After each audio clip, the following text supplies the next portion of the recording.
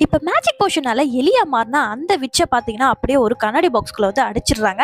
இப்ப அங்க இருக்கக்கூடிய மத்த எலிக்குலாம் இது ரொம்பவே வந்து கொண்டாட்டமா எடுத்து, அது மட்டும் இல்லாம அவங்கலாம் ரொம்ப ஜாலியா வந்து டான்ஸ் ஆடிட்டு, பாட்டு பாடிட்டு அந்த எலிய வந்து இப்ப வெறுப்பேத்துறாங்க.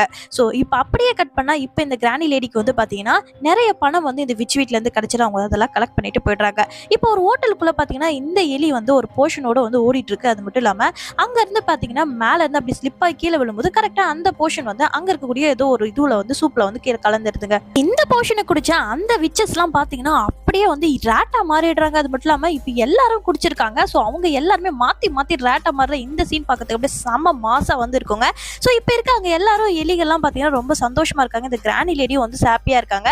இப்ப எல்லாரும் அங்க இருக்கக்கூடிய வெயிட்டர்ஸ்லாம் பார்த்தீங்கன்னா, இந்த எலிகளை வந்து அப்படியே அங்க இருக்கக்கூடிய ப்ரூம் ஸ்டிக் வச்சு அடி அடின்னு அடிச்சிட்டு இருக்க சமயத்துல இந்த லேடி அவங்க கிட்ட இருக்கக்கூடிய எலியெல்லாம் பேக்ல போட்டுட்டு வெளியே வராங்க. இதே போல பல விச்சஸை வந்து சாகடிக்கணும், நல்ல மக்களை காப்பாற்றணும்ன்றதான் இந்த லேடியோட நோக்கம்.